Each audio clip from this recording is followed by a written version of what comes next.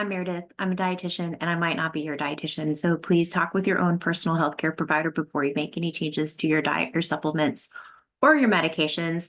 This is a video for anybody who has hyperlipidemia or fatty liver disease. Is it possible that anhydroretinol is the destructive force behind your health issues? This is a hypothesis, an educated guess based on literature, but also what I see from my own family's experience, my clients' experience, and also people that are in a group, vitamin A toxicity support group on Facebook. So let's look at this. So this is one of my clients. She's 12 years old. It is not my daughter. This client has vitamin A toxicity, and you can see her vitamin A levels are pretty high. Yeah. And then her alk phos looks normal. I don't think she has cholestasis. I don't think she has that going on. Her ALT was trending up over the over 2022. I met them in 2023, and now with intervention, her liver enzymes have come back to normal. So she's not out of the vitamin A toxicity paradigm because it actually induced intracranial hypertension. So I'm researching that and I have a good idea of what's going on there. So that might be a future video to explain that we can't exonerate vitamin A in intracranial hypertension. They actually did this thing where they looked at the serum levels. I'm sorry, not serum, cerebral spinal fluid levels of vitamin A and serum levels. And they're like, oh, there's no correlation. Well, if we work anhydroretinol into that mix, they surely weren't measuring anhydroretinol. So what if it's that? What if that is the cause of intracranial hypertension related to vitamin A toxicity? So you can see her liver enzymes going up, and that's a sign of liver inflammation and lipid membranes breaking down. And if you go to part 2 of this series about anhydroretinol and its destructive forces, you can see that there is a lot of damage to the lipid membranes, and also upregulation of these enzymes, ALT and AST. Here is her carbon dioxide levels, which in other countries, this would appear as bicarbonate on your lab sheet. And before she even had intracranial hypertension, she was dealing with low bicarbs. I think that's a product of this broken pathway. So her, then once she got intracranial hypertension, she was placed on a carbonic anhydrase inhibitor. And carbonic anhydrase is the enzyme that converts carbon dioxide to bicarbonate in the blood. And it's a back and forth reaction. And so it worsened her bicarbs. So she's been in metabolic acidosis this whole time. Hold on just a second. Sorry. So, okay. So here is her lipid panel. Her cholesterol is extremely high for a 12-year-old, right? So her triglycerides are 323. Her LDL cholesterol is 162. Her VLDL cholesterol is 65. And when we say cholesterol, what we're really talking about is lipoproteins. Lipoproteins are carriers of fat in the blood. There is a lipoprotein called chylomicron, and that comes from your intestinal tract, and it carries your fat and also vitamin A. So, but we make very low density lipoprotein. We make that in our livers, and it carries the triglycerides into the blood. And when it drops off some triglycerides, it becomes LDL, low density lipoprotein. So this is very low density lipoprotein. It's called very low because it's got a lot of fat, and fat floats, so less density. And then low density lipoprotein has less fat in it, so it's not very low density, if that makes any sense. And so you can see she's struggling here. So let's figure out why. Why is she struggling? I do believe that it's related to anhydroretinol. So you can go to part 2 to see all about how anhydroretinol causes massive problems in the mitochondrial matrix. It causes mitochondrial dysfunction. But basically, we're supposed to have retinol in our PKCdelta signalosome. And when it does that, it becomes a good sensor of the amount of electrons in the inner mitochondrial space. And based on how much electrons are here, it will turn on or off the enzyme called pyruvate dehydrogenase kinase. And that enzyme controls whether pyruvate dehydrogenase complex is turned on or off. And that this enzyme takes pyruvate that comes from glycolysis and converts it into acetyl CoA, and acetyl CoA can go through the TCA or Krebs cycle, and it will produce NADH and electrons, and those will be passed along the membrane. Okay, and then cytochrome C is transfers the electrons from complex 3 to complex 4, and then water is made, and also oxygen. And at the same time, all of the hydrogens from, there's actually FAD too, but you have hydrogens from NADH and FADH, and those come into this intramembrane space, and then they're pumped through this ATP synthase, and that's how you make your energy. Okay, and so this is a highly regulated process by the signalosome.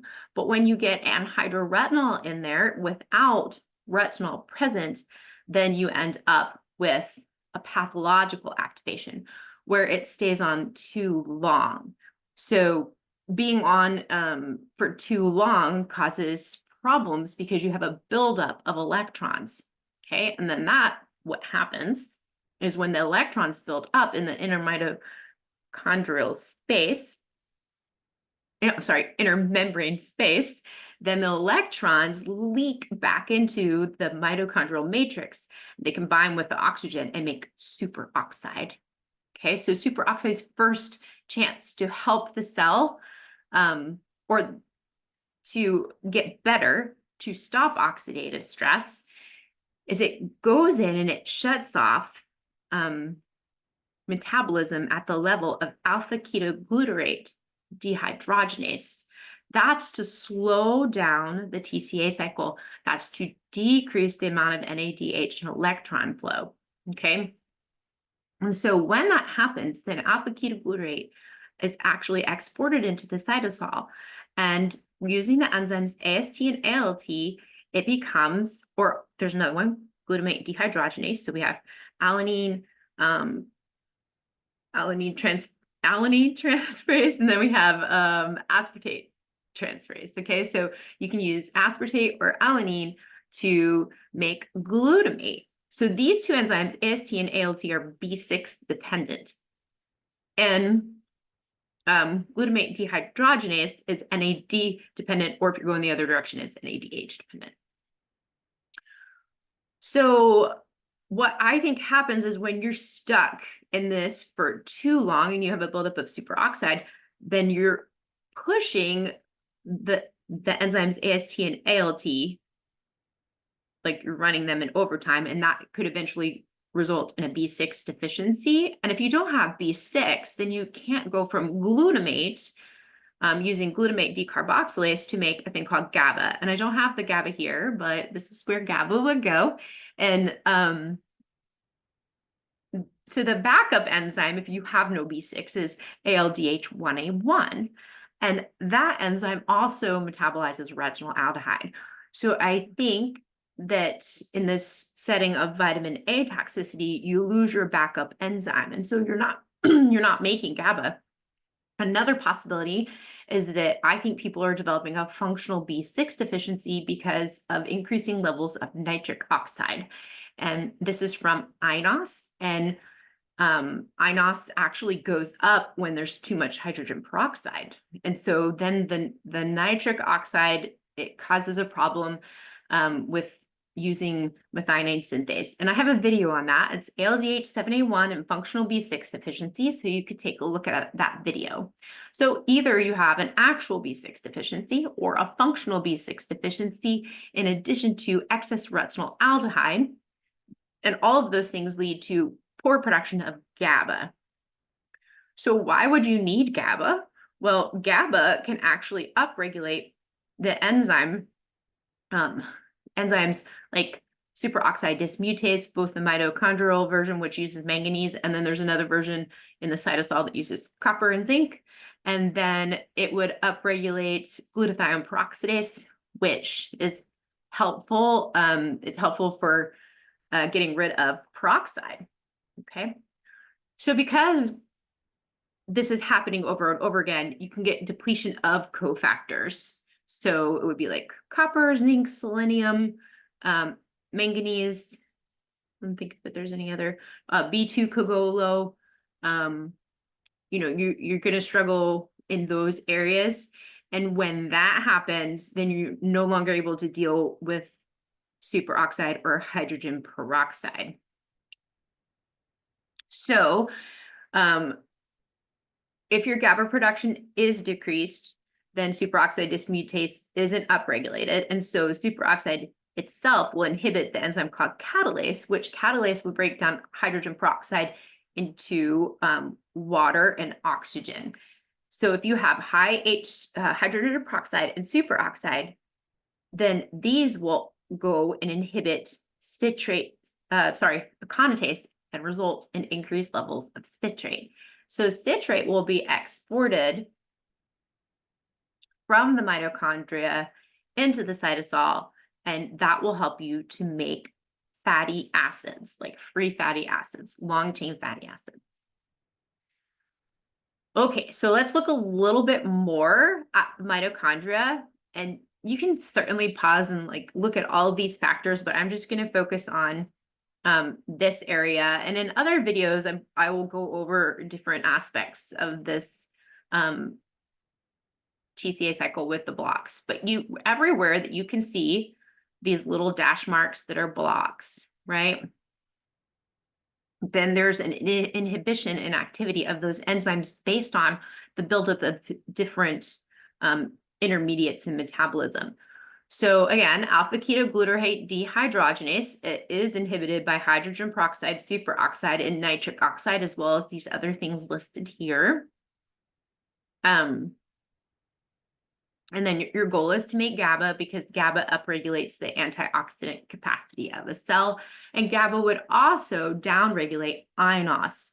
And so it would be beneficial to not make excess amounts of nitric oxide because that actually can cause a functional B6 deficiency and worsen all of the situation. So then the inhibitors of aconitase are hydrogen peroxide and superoxide.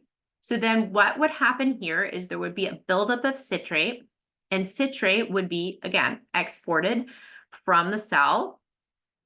So let's look at the details of this. Here are the details. So the citrate comes out of the mitochondria into the cytosol, and then it's converted into acetyl CoA. And acetyl CoA could become acetylcholine, which is a neurotransmitter. It would use choline. It can help to make lipid carriers. And then also it can become malonyl CoA and then make free fatty acids. So looking in a little more detail on that. So here we have citrate coming out of the mitochondria. It can go this direction. It can become oxaloacetate, and the cells are in a high NADH state, so oxaloacetate can become malate. Malate itself could, I'm pretty sure it could go back in, yeah, and it could enter the TCA cycle. And then malate to pyruvate is NAD dependent, and I believe that the cells have more NAD than NADPH. So overall, it's possible to go back to pyruvate, but the problem if you have a pathological version of the signalosome that contains anhydroretinol, the problem would be that you would just perpetuate the problem, right? Because then the pyruvate would be very quickly converted back to acetyl CoA and be pushing that pathway more.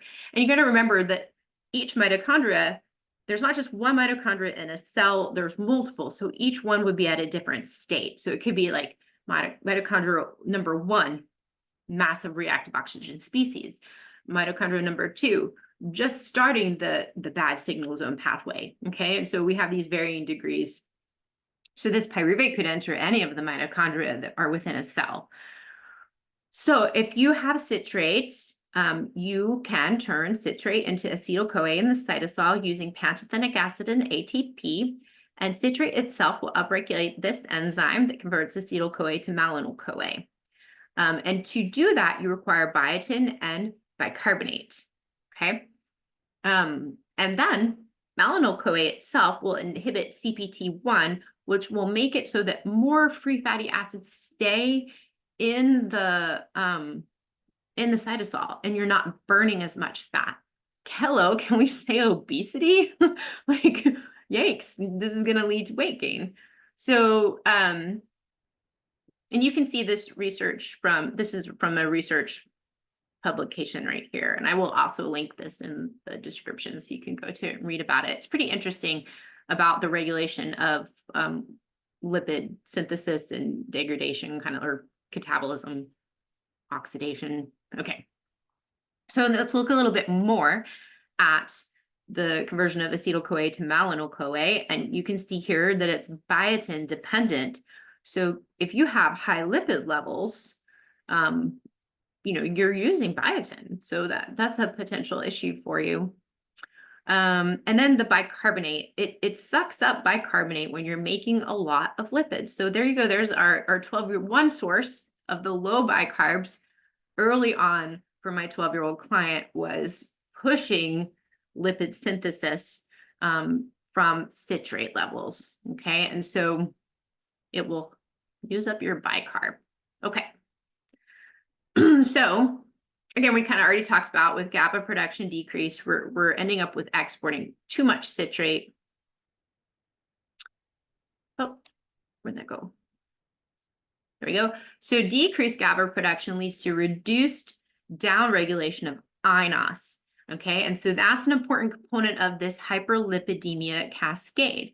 So high nitric oxide, I don't know why that says it says high nitric oxide can inhibit methionine synthase, and that has to do with the functional B6 deficiency. So you can go look at that video, ALDH7A1 and functional B6 deficiency. But let's just look at it in relation to the methionine cycle. All right, so if we have nitric oxide, it would inhibit this enzyme, methionine synthase. And so what that would do is in the liver and in the kidneys, and then also there's a MS model where it shows that people who have MS have lower levels of betaine in their brain. So it seems like some small parts of the brain are capable of using a backup pathway called BHMT, or betaine homocysteine methyltransferase.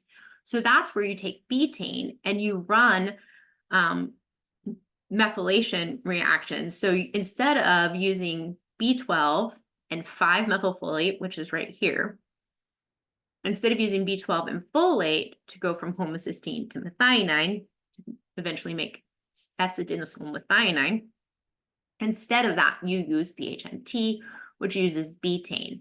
And if you don't eat betaine, you will make betaine from choline, and this uses the enzyme ALDH7A1, and that, again, can result in a functional B6 deficiency.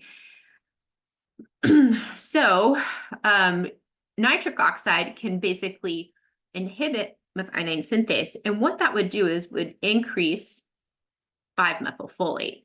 Okay, so this would basically become a trap where 5-methylfolate is stuck here because it's not being used with B12 to run methylation.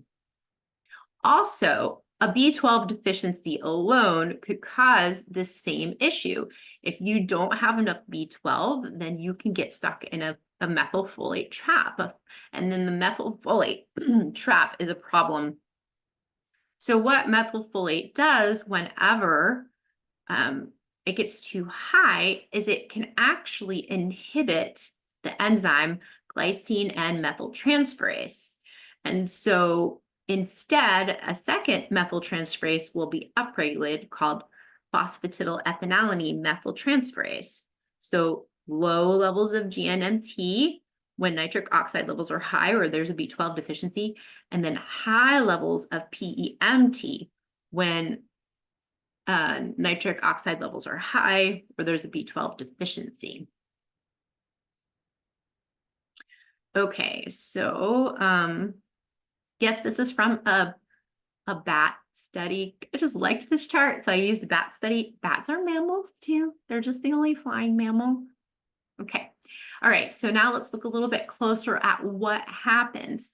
So if you have increasing levels of nitric oxide, and by the way, INOS is induced or increased by just hydrogen peroxide.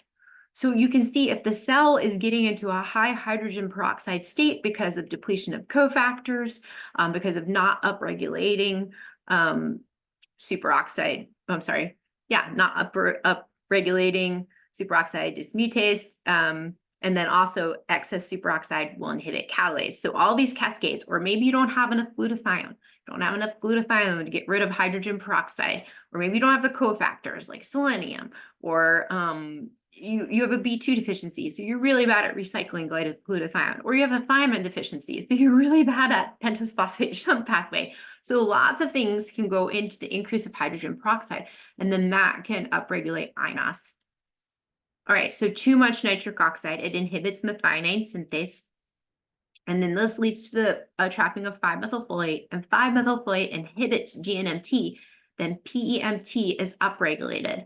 And this can lead to a depletion of phosphatidylethanolamine from lipid membranes.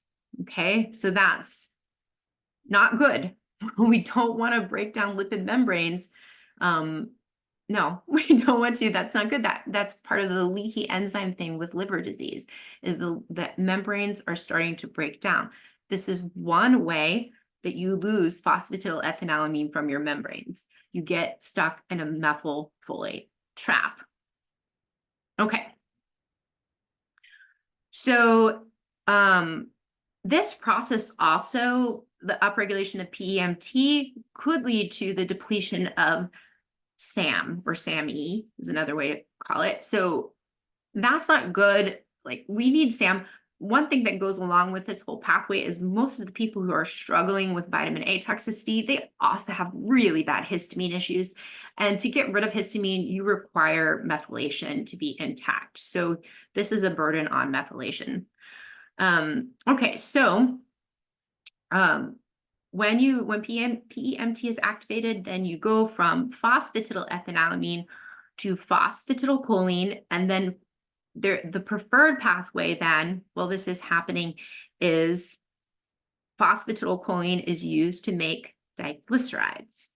Okay, so a diglyceride is a glycerol with 2 fatty acids attached to it. And then the next thing that happens is you take a free fatty acid that's being made from citrate, being exported into the cytosol, or from not breaking down fats and beta oxidation. That's added to the diglyceride and it becomes a triglyceride. Okay, and then the triglycerides would be packaged onto VLDL and sent out into the blood, and that would be the source of your hyperlipidemia. So you might not have hyperlipidemia though. So having low levels of lipids doesn't necessarily mean you're saved from this pathway. It could actually be that you aren't finishing the process, and it could be that you have a problem with CLIN2. So it says over here that if you have low CLIN2 levels, like genetically slow CLIN2, then you won't get fatty liver, but if you have normal CLIN2 activity, you will. So this is me over here, dietitian, beautiful cholesterol, my whole life. I'm so good. I eat so healthy. Nope, I got fatty liver, had a CT scan for another reason, and I have fatty liver. Yeah, that's not good, right? That's not okay. So is this happening in me? Possibly. Okay. Funny story about this, because you can see, like I showed, that you could be struggling with like lipid metabolism. This could lead to, if you're not burning off the fat that's being delivered throughout your body, you could gain weight from it. So in college, we were studying MTHFR polymorphisms. This was 20 years ago. And then I found out that I had MTHFR, C677T, and also A129AC. So I have two bad copies, one on each allele. And so I was feeling down in the dumps like all college students are. And so I was started on Deplin, which is 5-methylfolate, but it's 7,000 micrograms is how much I was taking. I gained 20 pounds in college. And I thought, gosh, is it that too many chocolates that I eat when I go by the nutrition office? No. I was stuck in a 5-methylfolate trap. I had way too much folate on board. And I think that I was struggling with nitric oxide, lots of long distance exercise, lots of reactive oxygen species. And so I gained weight despite being an aerobics instructor and working out so much. And I actually ran 40 miles a week because I was a marathon runner. Yeah. Not good. Actually, it was a psychotic marathon runner, not even like a normal one. Okay. Back to the story. Okay, so it could be that if you have a low PLIN2 activity, then you wouldn't have fatty liver disease and you would just have hyperlipidemia, okay? But another issue here is you need to add the last fatty acid to the diglyceride to make a triglyceride, okay? If you aren't making a triglyceride, then this alone could be the contributor to fatty liver disease. Okay, so let's look at that. Increased diacylglycerols characterize hepatic lipid changes in progression of human non-alcoholic fatty liver disease. So this study compared both humans and mouse models, and they decided to look at what is happening with the lipids. So what they found was that there were marked increases in diacylglycerol. Remember, that's a glycerol with two fatty acids, but it needs a third one to become a triglyceride. So they found that increases in diacylglyceride species are a hallmark of non-alcoholic fatty liver disease. And elevated diacylglycerols may contribute to altered triglyceride, phosphatidylcholine, remember that's our lipid membranes, and phosphatidylethanolamine, lipid membranes. And they're the characteristic, all these changes are a characteristic of non-alcoholic fatty liver disease. And so, yeah, I think that anhydroretinol could be a contributor to this. Is it the only contributor? No, because can't say that, right?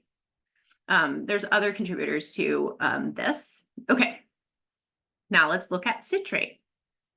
So when you're in a horrible state of liver, I laugh. I'm not laughing. I've said this before. I don't laugh because I think it's funny. It's because I'm uncomfortable. Okay, so circulating citrate is associated with liver fibrosis in non-alcoholic fatty liver disease and non-alcoholic steatohepatitis, which is inflammation from fat. Okay.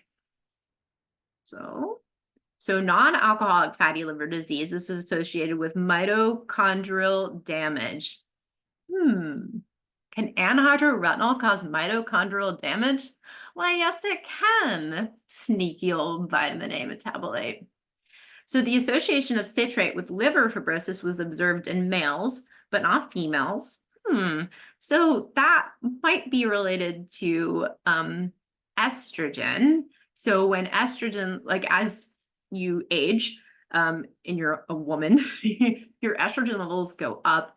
And thanks to Jenny Jones, PhD, she taught me this, that PEMT levels actually go down a bit. And so maybe that's part of that protective issue that would have to do with making the the diacylglycerols.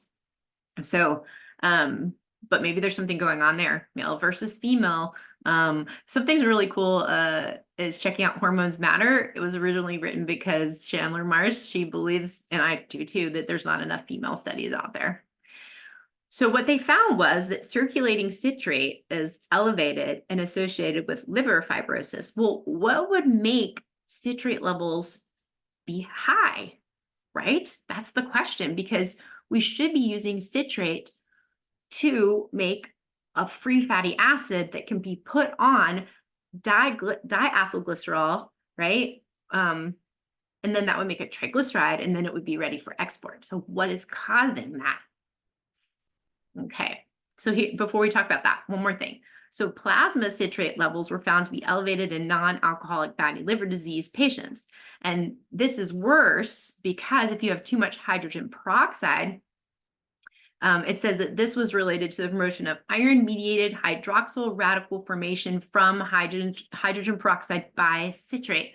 So if you already have hydrogen peroxide in your cells because of mess of the mitochondrial dysfunction happening because of anhydroretinol and the PKCdelta signalosome, you're set up for failure, okay? And so here's their diagram. So they have here that high amounts of glucose and high amounts of fatty acids will result in high levels of citrate, and then citrate will interact with hydrogen peroxide and iron, and then it would cause more oxidative stress. And I propose that one potential reason for the high levels of citrate is because hydrogen peroxide and superoxide itself inhibit aconitase. And where is that coming from? Overactivation of pyruvate dehydrogenase complex. And yeah, so not a good situation. It's not a good situation to have high citrate levels. Okay, so what though could be causing the citrate levels to stay too high? Well, if you don't have pantothenic acid, then you have a problem, right? You can't make acetyl CoA if you're deficient in coenzyme A. And coenzyme A requires, it starts with pantothenic acid. It also involves using cysteine. So we'll look at that in just a minute. So then if you end up with a biotin deficiency, if you have a biotin deficiency, then you would not make malonyl CoA. So it could be that the acetyl CoA would contribute to, well, if we just go back to the beginning, I really think it's just a pantothenic acid deficiency is probably the number one issue, because if you're pushing pyruvate dehydrogenase complex over and over again in the mitochondria, and you're using up your CoA to deal with that situation, then you don't have enough CoA for making acetyl CoA in the cytosol. Okay, so if you had enough pantothenic acid, then you could go on to the next step, and that would be biotin dependent. And it could be that biotin is your major issue here, but if you're depleted of pantothenic acid, it won't even matter because you won't even get this far in the cytosol. Yeah, okay. All right, so let's talk about possible solutions. So the first thing I was thinking is you could stop the methylfolate trap in diacylglycerol production by lowering nitric oxide, right? Because that's the thing that's causing the methylfolate trap or potentially a B12 deficiency. But B12 tends to mop up nitric oxide. So maybe your B12 deficiency is just a high nitric oxide state. Okay, so first thing I would do, because I made this mistake myself, I would make sure that you're to my own body, I made this mistake. I would ensure that you have minerals on board. You need to have zinc, copper, manganese, and selenium available to deal with the excess reactive oxygen species, because the reactive oxygen species themselves, especially hydrogen peroxide, can lead to INOS. And INOS makes nitric oxide, and nitric oxide inhibits methionine synthase. And then that is what causes the methylfolate trap and leads to the diacylglycerol production. You would want to avoid high nitrate foods, especially if you know you're in acidosis, because nitric oxide in an acidic nitrate foods, nitrate, and an acidic pH spontaneously becomes nitric oxide. So that would be good to avoid high nitrate foods. You would want to increase your B12 to mop up the excess nitric oxide. Benfotiamine is a potent downregulator of nuclear factor kappa B. So, I mean, you could use that to downregulate iNOS. The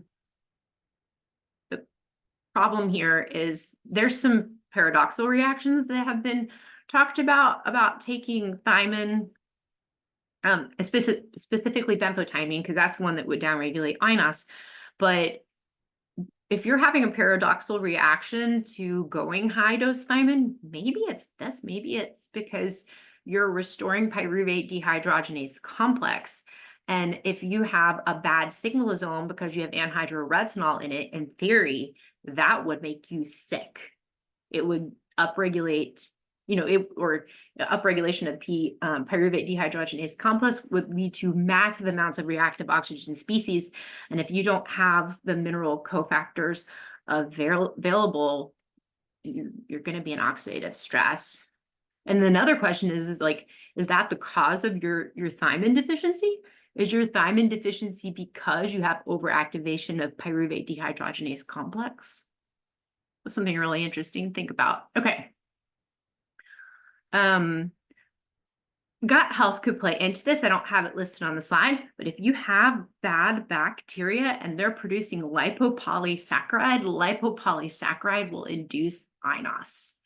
So it could just be that you could have unhealthy gut bacteria. So that's something to think about too. Betaine, you would do that to decrease the chances of ALDH7A1 dependent functional B6 deficiency. But first, you should restore your minerals, zinc, copper, magnesium, selenium. Because if you restore your B6 levels, that restores GABA. GABA will downregulate iNOS, but it upregulates the cleanup guys, glutathione peroxidase, superoxide dismutase, and you could end up not okay. You could end up broken because you run out of copper, zinc, manganese, and selenium. Okay. So, so what about MTHFR polymorphisms? I share that I'm a compound heterozygous for C6717 and A129AC. There's two excellent people on this.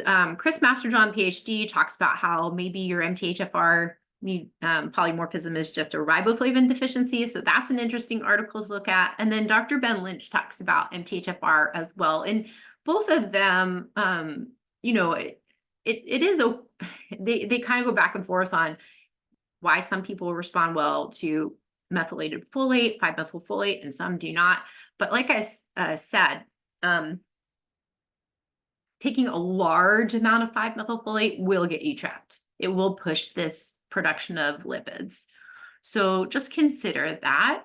Do I myself take 5-methylfolate? I do, but I take 200 micrograms.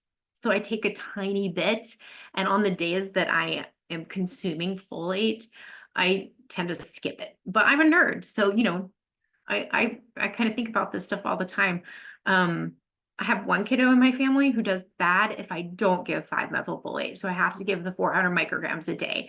I have another kid who does really well on folinic acid. No, I haven't had their genes tested. Likely they have some type of polymorphism because I have both. And also, it's pretty common. So, okay. So a second possible solution would be to decrease the inhibition of aconitase by hydrogen peroxide and superoxide so that citrate isn't exported to make free fatty acids.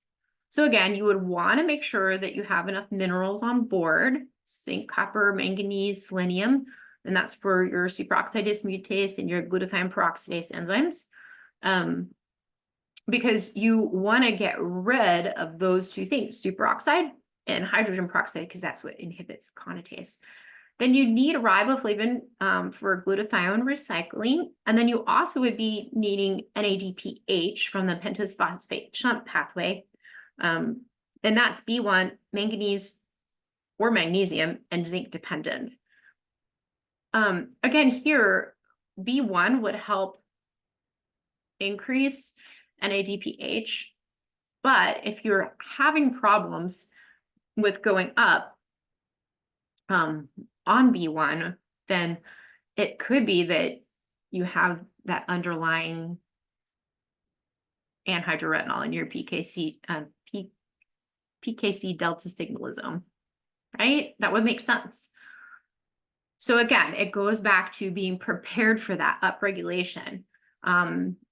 To get, in theory, to get out of anhydroretinol, you have to have cells in a good, healthy state, because you need to make rehydroretinol. That's the only way you're going to get rid of anhydroretinol, is if you rehydrate it and then you metabolize it. And if you are stuck in a high NADH state, you are not going to metabolize away even rehydroretinol.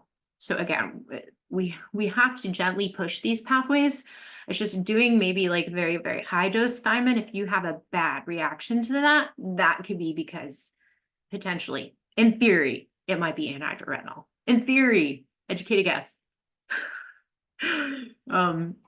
Yeah, there's a lot of backlash. I'm just saying, I can handle it. I can handle it, maybe. Okay, so betaine. You want to do betaine to decrease the chances of ALDH7A1 dependent functional B6 deficiency. So just like before, because if you restore GABA, that helps you to upregulate all of those enzymes to clean your mitochondria up. That's what we want to do. We want to get rid of the oxidative stress that could be caused by anhydroretinol PKCdelta signalosome. All right, B6. B6 is controversial to me because I struggle with high B6. Yeah, I know there's multiple things that could cause that, but I think one of the big ones is that B6 is a competitor for AOX, aldehyde oxidase. And I think that aldehyde oxidase becomes the primary way which we make retinoic acid when our NAD levels are low, because it's not NAD dependent. And so it actually requires the cofactor molybdenum. I think I'm getting better at that. So you need to make MoCo, but ironically making MoCo is B6 dependent. So do you need B6?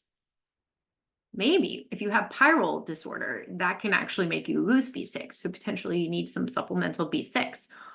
Or do you have plenty of B6, but you have a functional B6 deficiency, and that goes back to increasing betaine, either from your diet or with supplements. And I always caution with supplements, because if you have a slow CBS enzyme and you have high methionine levels and you add in betaine, and these studies are showing people using betaine at like 1 gram a day. If you were to add in 1 gram or 1,000 milligrams, there's a chance that your methionine could go too high. And in some people, like very rare, it can cause brain edema.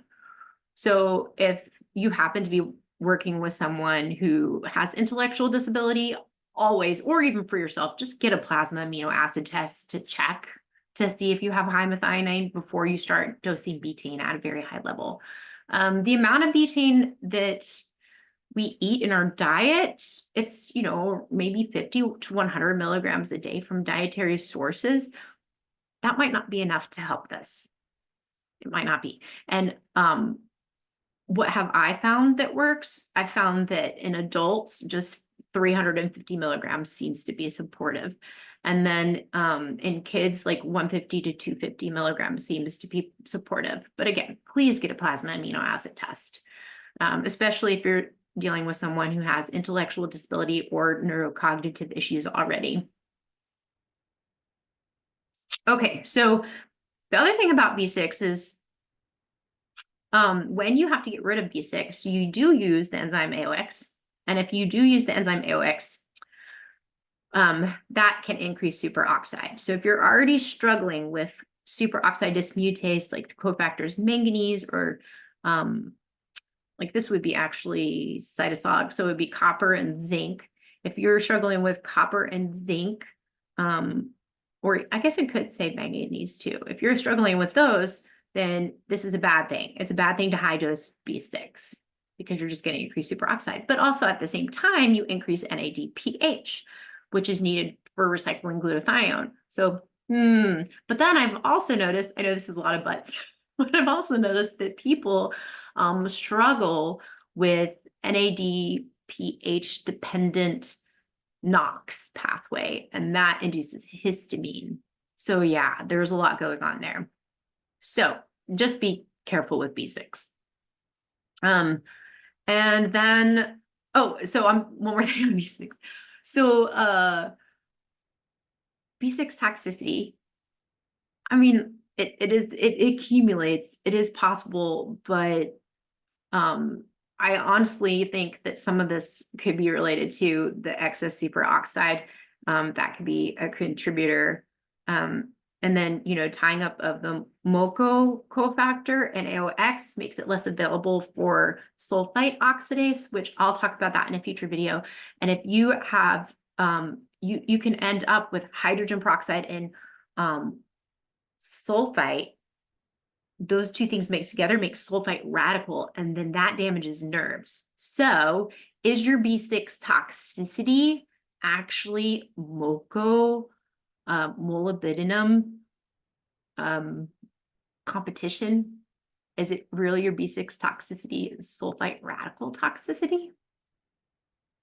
That's an interesting thought. Okay, so addressing iron deficiency. So here's the deal.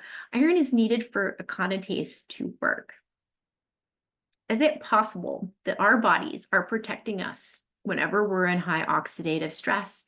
It wants to shut down the mitochondria temporarily, right? So, and also, if you go to part 2, whenever you have excess hydrogen peroxide and iron in the body, then that causes hydroxyl radical, which is what causes apoptosis.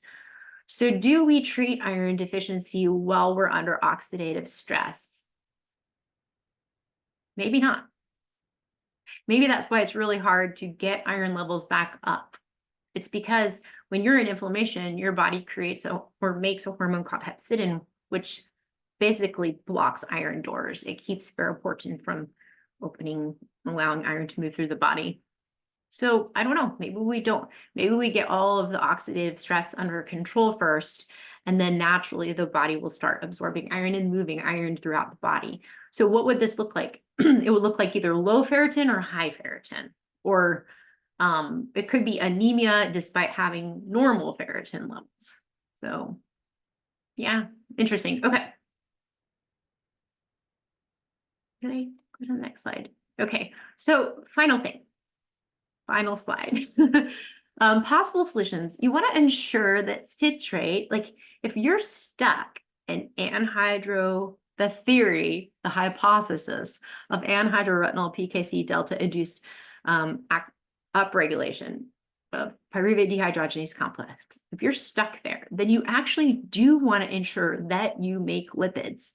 You want to make free fatty acids because you don't want accumulation of diglycerides in your liver, because that's what causes fatty liver disease. You want to finish the process. You want to make a triglyceride so that you can package it up on VLDL and export it out of the liver. This is all in theory, of course. So if your reactive oxygen species are high, then it could be that you are, and you're in that pathway, you're running out of coenzyme A, biotin, and even your bicarbonate levels are being depleted in this process. And so this could result in a high citrates that's characteristic of liver disease. So what would I do? I would, one, think about biotin supplementation, but it's really hard. I mean, I hope you guys can find a low-dose biotin supplement out there. I cannot. They're massive. And the problem is that biotin in pantothenic acid, and I think lipoic acid, they all compete for absorption. So if you're taking biotin, you should not take it at the same time as pantothenic acid. Eggs are an excellent source of biotin. So you could use eggs to meet your biotin needs. And interestingly, whenever you give somebody with fatty liver disease and who has elevated liver enzymes eggs, it not only would restore lipid membranes, but it would restore the ability to make malonyl CoA. And so then you would finish the process of making a triglyceride, and then you could package it up and get it out of the liver. So eggs are beneficial in liver disease. I've seen it multiple times through many, many times throughout my entire career of being a dietitian. When someone has elevated liver enzymes, you give them eggs, things get better. So, could you do that with a supplement of phosphatidylcholine or like a phosphatidylcholine or phosphatidylserine even maybe? Could you do that? Could you take a supplement and then take biotin? You could, but if you don't have an egg allergy, I don't see the point of avoiding eggs completely. And no, I'm not saying eat a dozen eggs a day. That would increase TMAO and cause problems. It's variable on how many eggs a person can handle. So 2 is usually what I would recommend for an adult, maybe 1 for a child. And some people tolerate 4. So it's per person. All right, so bicarbonate. If you're low on bicarb, then you're going to struggle with making that free fatty acid. And then that's going to lead to diglycerides being stuck in your liver and contributing to fatty liver disease. Am I saying that I would rather you have hyperlipidemia? Well, yes, I am. You can exercise to help try to burn off some of the excess amounts of triglycerides being exported from the liver. It will be harder if you're in metabolic acidosis because that makes it hard for you to, remove lipids from circulation. So, but bicarbonate can help to treat acidosis if bicarb levels are low. You need to do that under the supervision of a physician if you're able to, so that you can figure out your, any healthcare provider, doesn't have to be a physician. So you can figure out your bicarbonate deficit and monitor these things using a comprehensive metabolic panel, because you can overshoot bicarb and then feel like horrible. You can kind of go into a metabolic alkalosis, and that can make you feel really bad. I think we need to avoid citrate supplements. If citrate's already high, it doesn't make sense to use citrate versions of things like magnesium citrate, calcium citrate. If your citrate levels are low, if you know you have low citrate levels, then maybe you could be using those things. Yeah, but in general, if you have high liver enzymes and or hyperlipidemia, citrate's probably not your friend. Okay, so now let's talk about pantothenic acid versus pantothene. So when we make our coenzyme A, here it is at the bottom, there's this long, lengthy process, and at this point in the process, you use cysteine. So what I'm finding is that people who are in metabolic acidosis, they do not uptake cysteine from the blood well. And then on top of that, if you're struggling with a B6 deficiency or a functional B6 deficiency, then you aren't converting homocysteine to cysteine. And so that can lead to problems here. You can't make coenzyme A. That is totally consistent with liver disease if you think about it. If you're struggling with making acetyl CoA, then you're not going to finish by making malonyl CoA. You're going to have high diglycerides in your liver. So what's the workaround? Well, there are studies showing that pantothene, a version of pantothenic acid, actually helps with fatty liver disease. So it's because it bypasses the need for cysteine. So if you are going to supplement, talk with your own healthcare provider about potentially using pantothene over pantothenic acid. Again, I struggle with finding lower doses of things. So like for my own daughter, she's only 12. She likely doesn't need 300 milligrams of pantothene. And we struggle also because she has a G-tube. So you have to like poke holes and things and squeeze those liquids out, because this is usually a liquid gel cap. And so, yeah, that's a struggle there. Okay, so that's it. That's the whole thing. And I feel like it was really long. It started off as like a little mini video, but I decided to kind of deep dive into each of these areas.